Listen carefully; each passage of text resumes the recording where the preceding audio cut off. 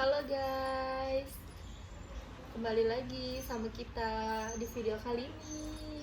Perkenalkan, nama saya Windy Mustika dan rekan saya. Nama saya Lutfiananda Putri.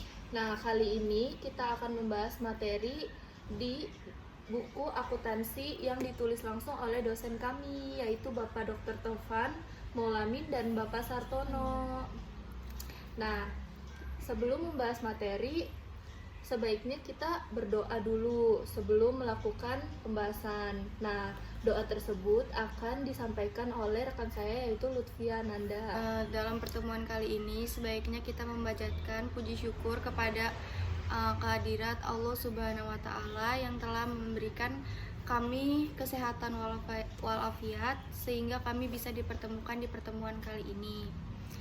Pertama-tama kita akan membaca doa dulu sebelum belajar agar ilmu kita menjadi bermanfaat untuk semua. A'udzubillahi minasyaitonirrajim. Bismillahirrahmanirrahim. Rabbi zidni ilma warzuqni fahma. Amin.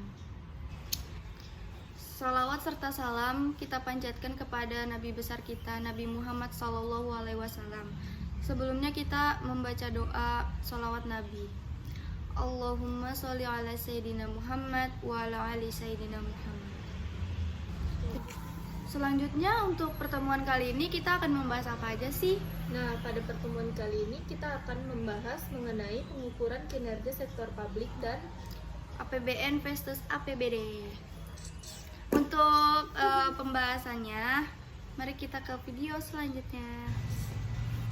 Nah, di pembahasan kali ini saya akan menjelaskan mengenai sistem pengukuran kinerja sektor publik itu apa sih? Nah, sistem pengukuran kinerja sektor publik yaitu bertujuan untuk membantu manajer publik menilai pencapaian suatu strategi melalui alat ukur finansial dan non-finansial. Nah, selanjutnya mengapa sih dilakukannya pengukuran kinerja sektor publik itu? Nah, yang pertama yaitu untuk membantu memperbaiki kinerja pemerintah. Yang kedua, mewujudkan pertanggungjawaban publik. Yang ketiga, komunikasi kelembagaan.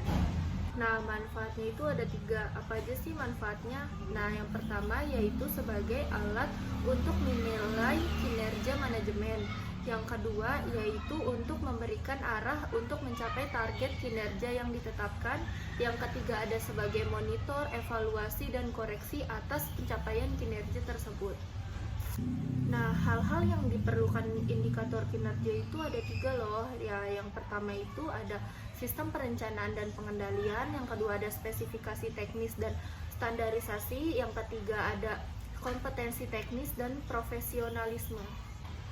Nah, selanjutnya ada value for money. Value for money itu merupakan konsep pengelolaan organisasi sektor publik yang mendasarkan pada 3 elemen, yaitu yang pertama ekonomi, efisiensi, dan efektivitas. Nah, pada sisi ekonomi itu merupakan perbandingan input dengan input value yang dinyatakan dalam suatu moneter. Nah, pengukuran ekonomi itu ada 3, yaitu yang pertama, apakah biaya organisasi lebih besar dari yang telah dianggarkan oleh organisasi.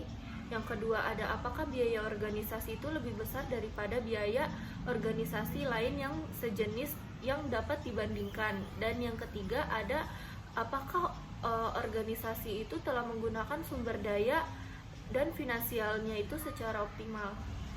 Nah, efisiensi itu diukur dengan antara input dan output. Semakin tinggi output dibanding input, maka semakin tinggi tingkat efisiensi suatu organisasi. Nah, selanjutnya pada sisi efektivitas. Nah, efektivitas itu merupakan pengukuran antara outcome dengan output. Nah, efektivitas ini ada 3 pengukuran. Yang pertama, apakah efektivitas itu ukurannya itu berhasil atau tidaknya di suatu organisasi untuk mencapai tujuan tersebut. Nah, yang kedua ada efektivitas itu tidak menyatakan tentang berapa besar biaya yang telah dikeluarkan untuk mencapai tujuan. Nah, yang ketiga ada efektivitas hanya melihat apakah suatu program itu kegiatannya bisa mencapai tujuan. Nah, selanjutnya saya akan menjelaskan mengenai manfaat implementasi konsep value for money. Nah, implementasi tersebut ada 3. Yang pertama yaitu meningkatkan efektivitas pelayanan publik.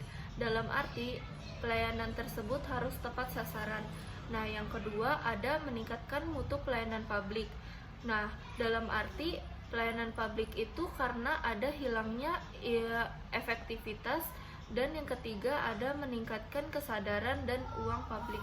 Baik, untuk pembahasan selanjutnya saya akan menjelaskan pengertian APBN dan APBD.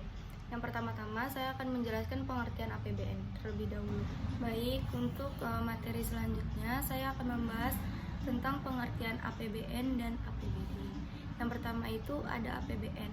Apa sih kepanjangan dari APBN itu? APBN itu ialah anggaran pendapatan belanja negara, yang artinya rencana keuangan tahunan pemerintah negara Indonesia yang disetujui oleh Dewan Perwakilan Rakyat. Sedangkan APBD itu kepanjangannya itu ialah anggaran pendapatan belanja daerah yang disetujui oleh Dewan Perwakilan Rakyat Daerah. Selanjutnya ada tujuan penyusunan APBN dan APBD. Yang pertama itu sebagai pedoman penerimaan dan pengeluaran negara atau daerah. Yang kedua, agar terjadinya keseimbangan yang dinamis. Yang ketiga, agar terjadinya peningkatan produksi. Yang keempat, agar ada peningkatan kesempatan kerja. Yang kelima, ada pertumbuhan ekonomi yang cukup tinggi. Bukan hanya tujuan saja, APBN dan APBD itu juga mempunyai dasar hukum. Yang pertama, ada Undang-Undang Nomor 32 Tahun 2004 tentang Pemerintah Daerah. Yang kedua ada Undang-Undang Nomor 33 Tahun 2004 tentang perimbangan keuangan antara pemerintah pusat dan pemerintah daerah. Yang ketiga ada Peraturan Pemerintah Nomor 58 Tahun 2005 tentang pengelolaan keuangan daerah. Yang keempat ada Peraturan Menteri Dalam Negeri Nomor 13 Tahun 2006 tentang pedoman pengelolaan keuangan daerah. Yang terakhir ada Peraturan Pemerintah Nomor 8 Tahun 2006 tentang laporan keuangan dan kinerja instansi pemerintah. Selanjutnya ada azas penyusunan APBN. Yang pertama itu ada kemandirian, yaitu untuk meningkatkan sumber penerimaan dalam negeri. Yang kedua ada penghematan atau peningkatan efisiensi dan produktivitas. Yang ketiga ada penajaman prioritas pembangunan. Yang keempat lalu ada menitikberatkan pada asas-asas dan undang-undang negara. Selanjutnya saya akan menjelaskan proses-proses penyusunan APBD. Yang pertama itu ada kegiatan. Pendahuluan yang terdiri atas aktivitas sebagai berikut. Yang pertama itu ada penjaringan aspirasi masyarakat. Yang kedua ada evaluasi kinerja masa lalu. Yang ketiga ada penjabaran Renstrada. Lalu yang kedua ada penentuan arah dan kebijakan umum APBD. Yang ketiga ada penentuan strategi dan prioritas APBD. Yang keempat ada penyusunan rencana kinerja dan anggaran SKPD. Yang kelima ada evaluasi dan seleksi. Yang keenam ada pembahasan RAPBD dan penetapan APBD. Lalu APBN itu juga memiliki fungsi-fungsi. Yang pertama itu ada fungsi alokasi, lalu ada fungsi distribusi, fungsi stabilisasi, fungsi pengawasan, dan fungsi otorisasi. APBD juga memiliki fungsi, yaitu pertama ada fungsi otorisasi, fungsi perencanaan, fungsi pengawasan, fungsi alokasi, dan fungsi distribusi. Nah, untuk kesimpulan, sistem pengukuran sektor publik itu sangat penting karena untuk menilai akuntabilitas dan manajer dalam pelayanan publik yang lebih baik lagi. Untuk kesimpulan materi yang dapat kita ambil dari APBN dan APBD itu, mereka itu disusun untuk memperoleh gambaran lebih dalam tentang kondisi keuangan pusat atau daerah serta menilai kinerja pemerintah dalam mengelola keuangan dan memperkirakan kondisi keuangan di masa depan. Nah, saran dari kita berdua yaitu semoga video kali ini dapat bermanfaat bagi teman-teman dan dapat dimengerti oleh teman-teman. See you next video. Wassalamualaikum warahmatullahi wabarakatuh. Jangan lupa like dan subscribe. Bye.